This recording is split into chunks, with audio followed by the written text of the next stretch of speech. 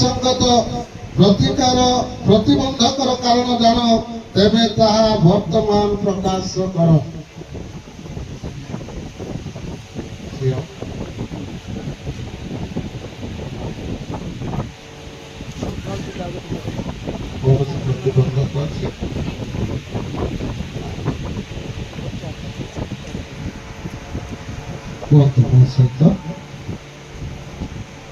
मु अनक पाठमाझी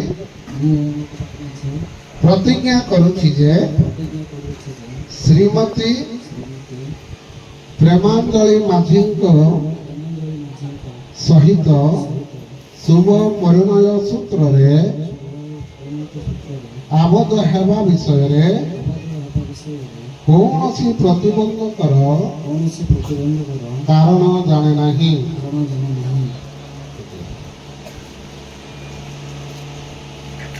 मु प्रेमांजलि माझी प्रतिज्ञा करुछि जे श्रीमान अनक पाटमाझी को सहित शुभ परिणय सूत्र रे आबद्ध एवं विषय रे मु कौनसी प्रतिबंधकर कारण जाने नहीं।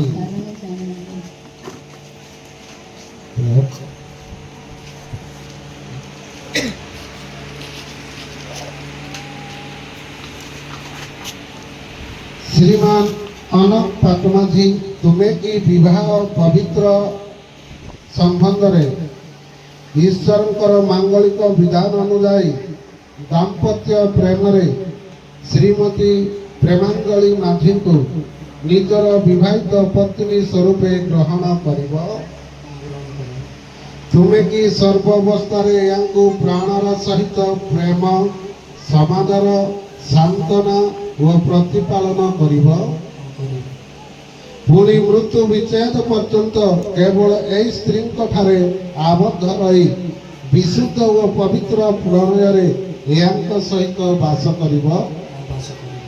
हाँ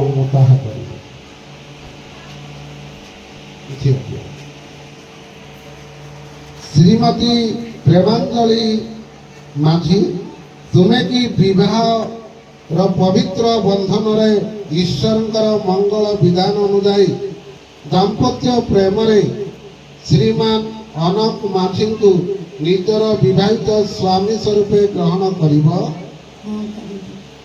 तुम्हें कि सर्वावस्था प्राणर सहित प्रेम समादर सांत्वना और प्रतिपालन करिब। पुणी प्रभु साक्षात सर्व विषय एकांग बसीभूत हुई मृत्यु विच्छेद पर्यंत केवल यही स्वामी आसक्त रही विशुद्ध और पवित्र प्रणय सहित बास करिब।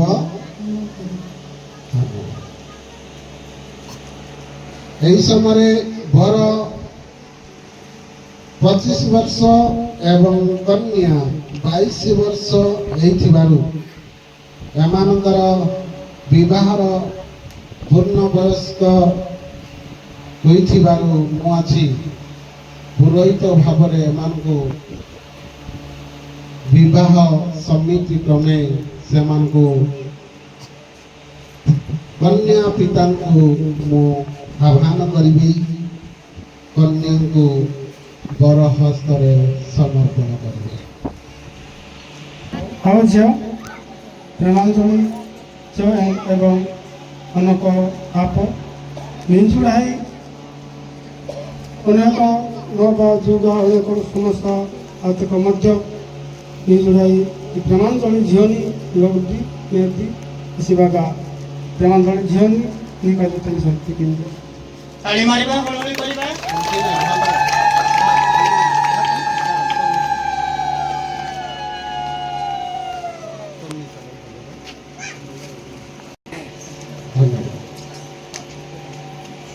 साक्षात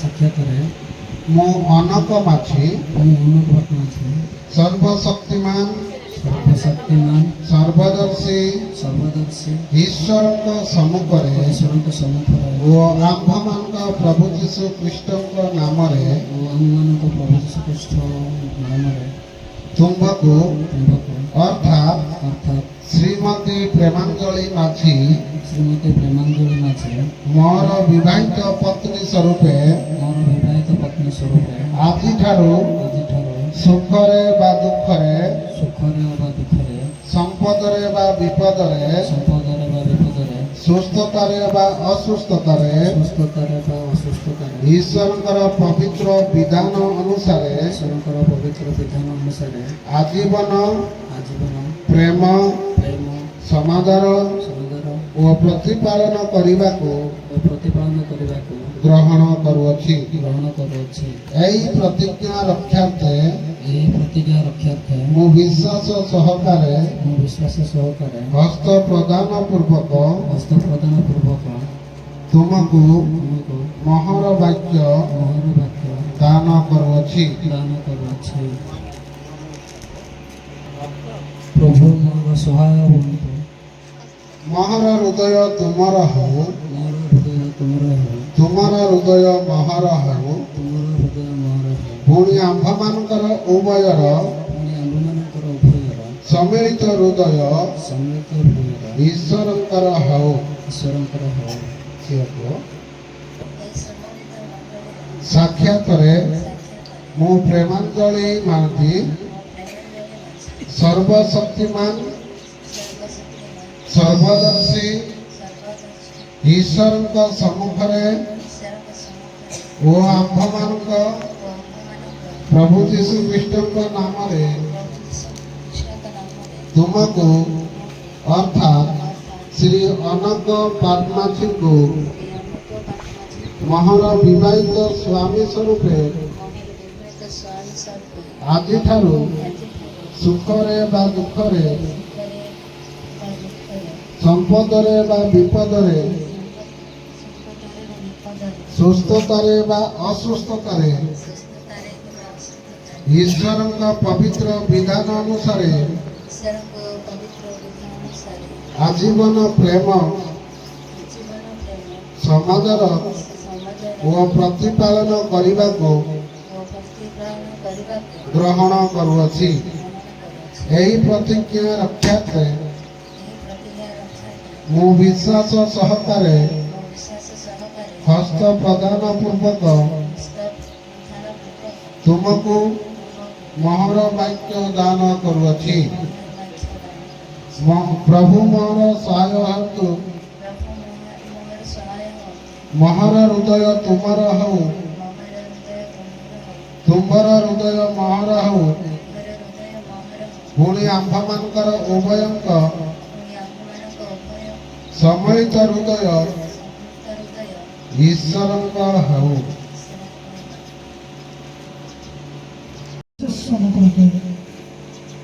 ପ୍ରଭୁ ଆମମାନଙ୍କର ପ୍ରଥମ ପର୍ଯ୍ୟାୟ ଆମମାନେ କେଉଁଠି ଥିଲୁ, କ'ଣ ଥିଲୁ, ଏବଂ ଆଜି ଯେଉଁମାନେ ତୁମ ନିକଟରେ ପ୍ରଭୁ ନିଜକୁ ଅନ୍ୟକୁ ସମର୍ପି ଦେଇଛନ୍ତି ନିଜ ଜୀବନ, ସେମାନେ କେଉଁଠି ଥିଲେ। କିନ୍ତୁ ପ୍ରଭୁ ଆଜି ଏହି ସମୟରେ ଏକରୁ ଦୁଇ ତୁମେ ଗଠନ କରୁଛ। ଧନ୍ୟବାଦ ପ୍ରଭୁ। ସମ ନିର୍ଦ୍ଧାରଣ ତୁମରି ଯୋଜନା, ତୁମରି କଳ୍ପନା ଦୁଇ ଜୀବନକୁ ପ୍ରଭୁ ଆଜି ଯୋଡ଼ି ତନ୍ମଧ୍ୟରେ ଏହି ଚିହ୍ନ ସ୍ୱରୂପ ଯୋଡ଼ିବାର ଚିହ୍ନ କ'ଣ ତାହା ଜାଣିବା ପାଇଁ ହସ୍ତ ମଧ୍ୟରେ ଯେଉଁ ପଞ୍ଚ ଅଙ୍ଗୁଳି ଅଛି, ପଞ୍ଚ ଅଙ୍ଗୁଳିରେ ସବୁଠି ତ ଦିଆଯାଏ ନାହିଁ। ଏକ ଅଙ୍ଗୁଳିରେ ଚିହ୍ନ ସ୍ୱରୂପ ବିବାହର ନିଦର୍ଶନ ସ୍ୱରୂପ ସେମାନଙ୍କ ପାଇଁ ଜୀବନର ଚିହ୍ନ। ପ୍ରଭୁ ତାହାକୁ ଯେପରି ସେମାନେ ଦେଖି ନିଜେ ଭୟ ପାଇବେ, ଅନ୍ୟକୁ ଭୟ ଦେଖାଇବେ। ଏ ଚିହ୍ନ କ'ଣ ଜାଣିছে? ଏହା କହି ଅନ୍ୟ ଜଣକୁ ବିପଦରେ ଯିବା ଲୋକ ଉଦ୍ଧାର କରିପାରିବେ। ଏହି ଚିହ୍ନ ସ୍ୱରୂପ ମୁଦ୍ରିକା ଆଜି ତୁମର ପୁରୋହିତ ମହାଶୟଙ୍କ ଠାରେ ପ୍ରଭୁ ସେ କାର୍ଯ୍ୟ ସମ୍ପନ୍ନ କରିଛି। ଏଥିରେ ତୁମର ଅନୁଗ୍ରହ, ତୁମରି ଦୟା ନଥିଲେ କୌଣସି ଫଳପ୍ରଦ ହୋଇନଥାଏ।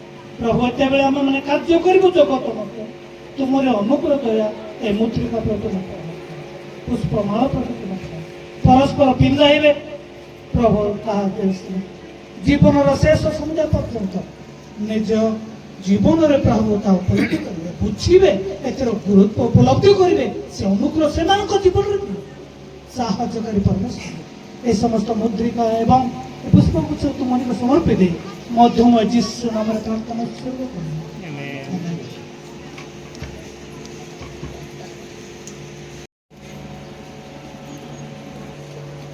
ମୁଁ ତୁମକୁ ମୋହର ସ୍ୱାମୀ ସ୍ୱରୂପେ ଗ୍ରହଣ କରିଥିବାରୁ ଏହାର ନିଦର୍ଶନ ଓ ସ୍ମୃତି ସ୍ୱରୂପେ ଏହି ମୁଦ୍ରିକା ପ୍ରଦାନ କରୁଅଛି।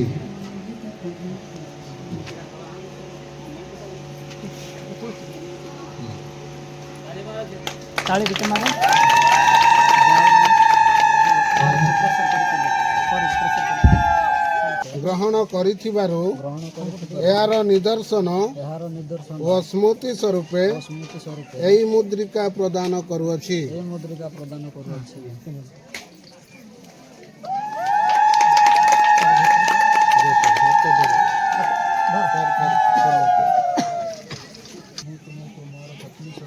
ଗ୍ରହଣ କରିଥିବାରୁ ଏହାର ନିଦର୍ଶନ ଓ ସ୍ମୃତି ସ୍ୱରୂପେ ଏହି ପୁଷ୍ପମାଳ ପ୍ରଦାନ କରୁଅଛି।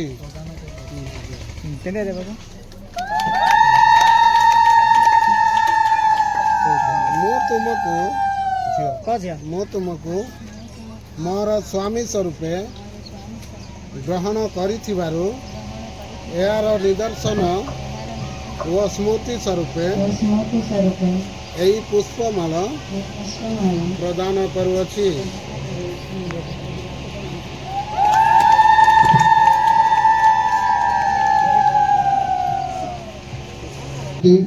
ମନୁଷ୍ୟ ସେମାନଙ୍କୁ ଭିନ୍ନ ନ କରୁ। ଏହି ଦୁଜଣ ଅର୍ଥାତ୍ ହାତ ଧରା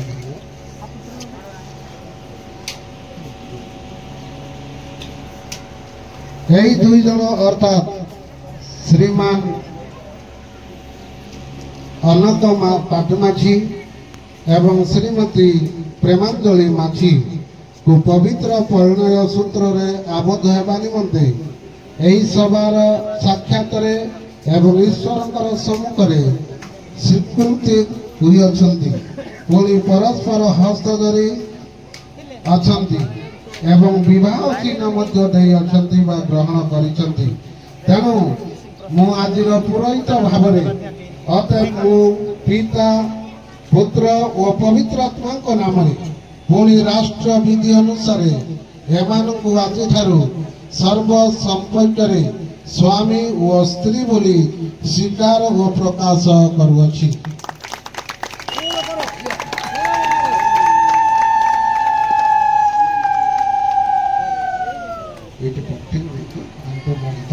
शक्तिमान पवित्र मंगलमय परमेश्वर प्रभु विशेष कर समय नवदंपति को तुम्हारे आशीर्वाद भाव समर्पण करुच्ची। प्रभु से आज दिन ठार से विवाहित जीवन स्वामी स्त्री भाव से अग्रसर हे दयाकर से जीवन में तुम्हारी अनुग्रह से भविष्य जीवन में तुम आशीर्वाद लाभ करने साहाय्य कर। सर्वमंडली सम्मुखें आज ठारू विशेष कर प्रभु अनक माझी एवं प्रेमांजलि माझी प्रभु से भिन्न भिन्न नुहति मात्र एकांग स्वामी स्त्री नाम से परिचित हे एपाई से तुम अनुग्रह प्रदान कर। प्रभु नवदंपति जीवन में से विवाहित जीवन यात्रा से प्रति अनुग्रह आशीर्वाद कर तुम गौरव पाओ बोली यीशु नाम प्रार्थना कर। पिता परमेश्वर अनुग्रह प्रेम पुत्र जीशु कृष्ण आशीर्वाद पुणी पवित्र आत्मा शांति शक्ति सहभागिता आज से शेष निश्वास पर्यंत से पारिवारिक दाम्पत्य जीवन में संगे संगे रही चिरोपकार कर।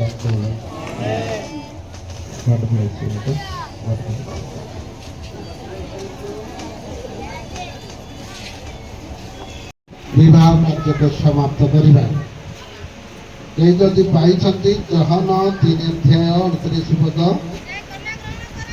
जे कन्या ग्रहण करती से बर किंतु बरंग जो ବନ୍ଧୁ ଠିଆ ହୋଇ ତାହାଙ୍କ କଥା ଶୁଣେ ସେ ବରଙ୍ଗ ସ୍ୱର ସକାଶେ ଅତ୍ୟନ୍ତ ଆନନ୍ଦିତ ହୁଏ।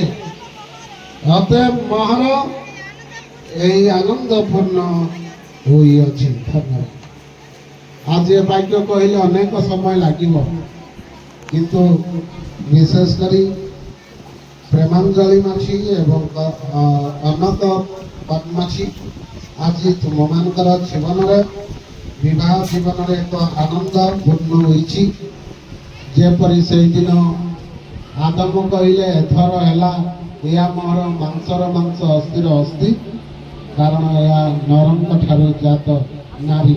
କିନ୍ତୁ ଏହି ସମସ୍ତ ବିଷୟ ମୁଁ ବର୍ଣ୍ଣନା କରିବାକୁ ଚାହୁଁନି, କିନ୍ତୁ ବିବାହ ଆଜି ସମସ୍ତଙ୍କ ମଧ୍ୟରେ ତୁମର ଆଦରଣୀୟ ବିଷୟ ହେଇଛି। ତେଣୁ ପ୍ରଭୁଙ୍କୁ ଭୟ କରି ଆଗକୁ ବଢ଼। ଆଉ ଚାରିଟା ବିବାହ ଜୀବନର 4th ଇୟର ବିଶେଷ କରି ବହୁତ ଗୁରୁତ୍ୱପୂର୍ଣ୍ଣ। First year, second year, third year and 4th year. First year କ'ଣ ହବ ନା ସବୁବେଳେ ପ୍ରେମାଞ୍ଜଳିର କଥା ଗୋଟିଏ ବର୍ଷ କ'ଣ କରିବ ନା ଅନକ ଶୁଣିବ। ପ୍ରେମାଞ୍ଜଳି ଯାହା କହିବ କିଏ ଶୁଣିବ? ବର୍ତ୍ତମାନ ଯେ କି ବର ବେଶରେ ବସିଛନ୍ତି ଅନକ, ସେ ନିଶ୍ଚୟ ଶୁଣିବ। କିନ୍ତୁ ସେକେଣ୍ଡ ଇୟରରେ କ'ଣ ହବ? ଦ୍ୱିତୀୟ ବର୍ଷରେ ନା ସେହି ସମୟରେ ଅନକ କଥା କହିବ, ଆଉ ସେଇଦିନ ପ୍ରେମାଞ୍ଜଳି ଶୁଣିବ। ତୃତୀୟ ବର୍ଷରେ କ'ଣ କହିବେ ନା ତୃତୀୟ ବର୍ଷରେ ଅନକ ଆଉ ପ୍ରେମାଞ୍ଜଳି କହିବେ, ମଣ୍ଡଳୀ ଶୁଣିବ। ତୃତୀୟ ବର୍ଷରେ, ଚତୁର୍ଥ ବର୍ଷରେ ମଣ୍ଡଳୀ କହିବ ଆଉ ଅନକ ବାପମାଝି ଆଉ ପ୍ରେମାଞ୍ଜଳି ଶୁଣିବ। ଅନେକ ବିଷୟ ଅଛି, କିନ୍ତୁ ଏହି 4 ବର୍ଷ ତୁମମାନଙ୍କ ଜୀବନରେ ଏହିପରି ଜୀବନ ଯାତ୍ରା ଚାଲିବ। ଏହି ବର୍ଷରେ ପ୍ରେମାଞ୍ଜଳିକୁ ନେଇକି ଯାଉଛ ପୁଅ, ସେ ଯାହା କହିବ ଏ ବର୍ଷ ପାଇଁ ନିଶ୍ଚିତ ଭାବରେ ମାନିବ, ମୁଁ ଜାଣିଛି। କିନ୍ତୁ ସେକେଣ୍ଡ ଇୟର ଆସିଲା ପରେ ତୁମେ କହିବ, ତୁମେ ଯଦି ତାର କଥା ଯଦି ସେ ଶୁଣିଲନି କିମ୍ବା ସେ ଯଦି ଅବାଧ୍ୟ ହବ, ତୁମେ ଆହୁରି ବେଶୀ କହିବ। ଯେହେତୁ ଗୋଟେ ବର୍ଷ ଗଲା ପରେ ଅନେକ କଥା ଆସେ। କିନ୍ତୁ ତୃତୀୟ ବର୍ଷରେ ମଣ୍ଡଳୀ ତୁମକୁ ଦେଖିବେ। ଏ ବର୍ଷେ 2 ବର୍ଷ ଯେମିତି ଜୀବନ ଯାପନ କରିଛ, ସେହି ସମୟରେ ତୁମେ ଯଦି ଭଲରେ ପ୍ରଭୁଙ୍କୁ ଭୟ କରି, ମଣ୍ଡଳୀକୁ ଭୟ କରି ସମାଜ ଅନୁସାରେ ଚାଲିବ, ସମାଜ ତୁମମାନଙ୍କ କାମ, ତୁମମାନଙ୍କ ପ୍ରେମ, ତୁମମାନଙ୍କର ସେବା ଯଦି ତୁମେ ଯାହା କହିବ ସେମାନେ ଶୁଣିବେ। ଯଦି ଏ ତୃତୀୟ ବର୍ଷରେ ତୁମର ପାରିବାରିକ ଜୀବନର ଗଠନ ସୁଦୃଢ଼ ହେବ ନାହିଁ, ତାହେଲେ ଚତୁର୍ଥ ବର୍ଷରେ ସେ ତୁମ୍ଭମାନଙ୍କୁ କହିବେ, ମଣ୍ଡଳୀ କହିବ। ତେଣୁ ପ୍ରଭୁଙ୍କର ଅନୁଗ୍ରହରେ ଅନେକ ବିଷୟ ଅଛି। କନ୍ୟା ଗ୍ରହଣ ଯେ କରେ ତାହାର କେମିତି ବର ଶୁଣେ, ଏ ବିଷୟ ଅନେକ କହିବାର ତାତ୍ପର୍ଯ୍ୟ ଅଛି।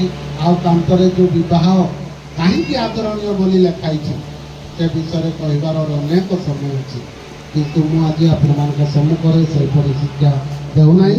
କିନ୍ତୁ ମୁଁ ଆଜି ଆପଣମାନଙ୍କ ନିକଟରେ ଏଇ ଯେଉଁ ସାର୍ଟିଫିକେଟ୍ ଅଛି, এই আমার রায়গড়া ডায়োসিসর এটা ম্যারেজ সার্টিফিকেট, এই সার্টিফিকেট মু আজি আউ বিশেষ করে Philemon Mondal marriage register diocese of Rayagada CNI Odisha আউ এটাকে মু আপনার দেউছি।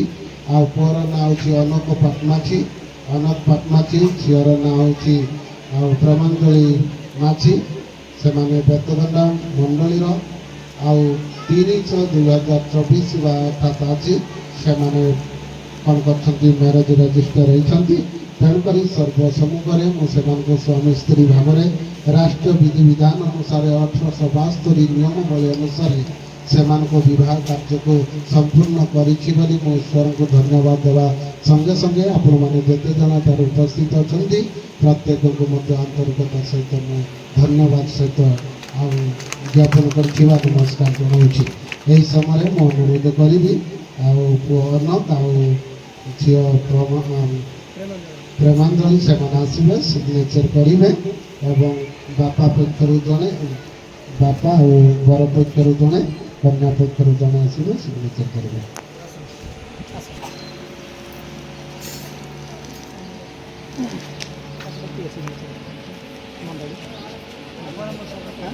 ପରାମର୍ଶଦାତା ମଣ୍ଡଳୀ ପରାମର୍ଶ ହେବା ମଣ୍ଡଳୀରୁ ଆଜ୍ଞା ସାକ୍ଷ୍ୟ ପାଇଁ ଜଣେ ଆସନ୍ତୁ ସିଗ୍ନେଚର କରିବେ। ବାପା ଅଛନ୍ତି ସାକ୍ଷୀ ସାକ୍ଷୀ ଦୁଇ ଜଣ ଅଛନ୍ତି ବର୍ତ୍ତମାନ ସହିତ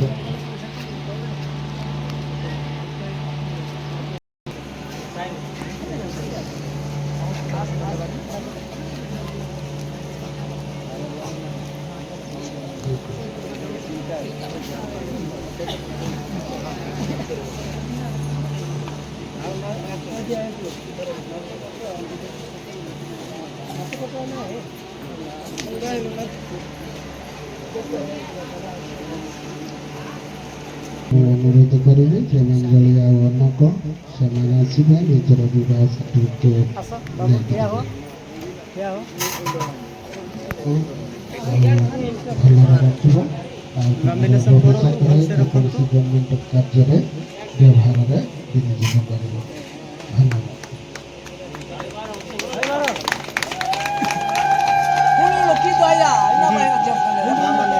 ସେହିପରି ଭାବରେ ଆରମ୍ଭ ମନ୍ତବ୍ୟ ଶେଷ ପର୍ଯ୍ୟନ୍ତ ସହବର୍ତ୍ତୀ ହେଲେ ଧନ୍ୟବାଦ ଦେଉଛି।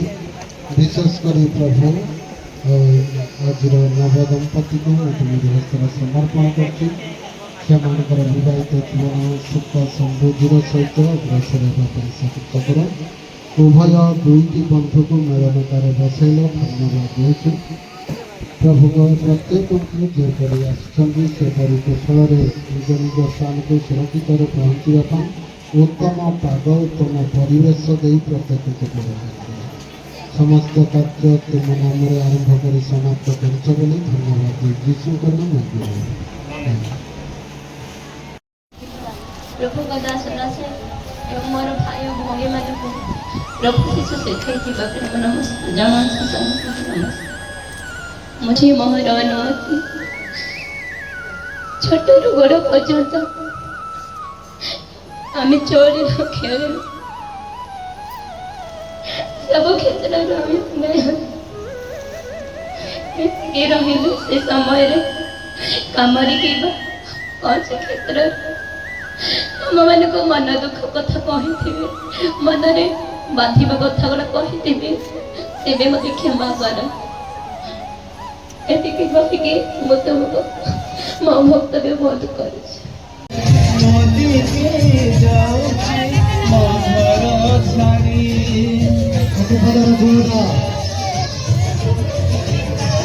कोटी पदर जोदा निज देखिने दिने सजे गेमो कोटी पदर जोदा आगे तो रोक प्रदान के ये जोदा रे दिने में जो निज तेल को सजाई को एवं बंदर सुविधा करे अभी गाना को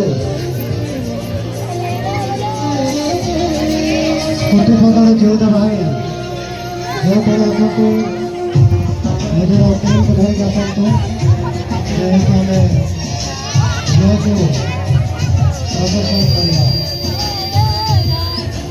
नथी बात बापा से की बसुरा तो भाई रो जगनब शांति और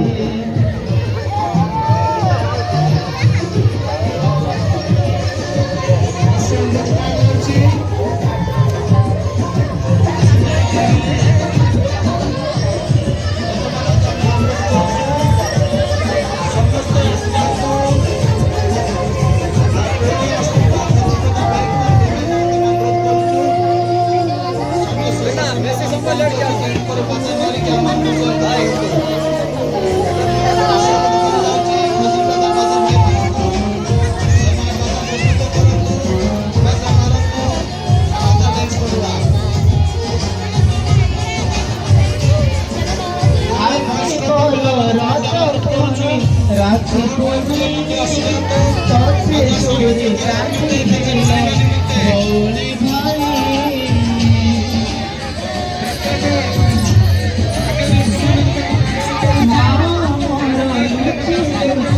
कांदिब बसे लुहरे लुहरे जीव मो घर बसे मो बापा तोहर मो छाती पथर मो कांदिबे जदि उछुलिब सागर सती पराण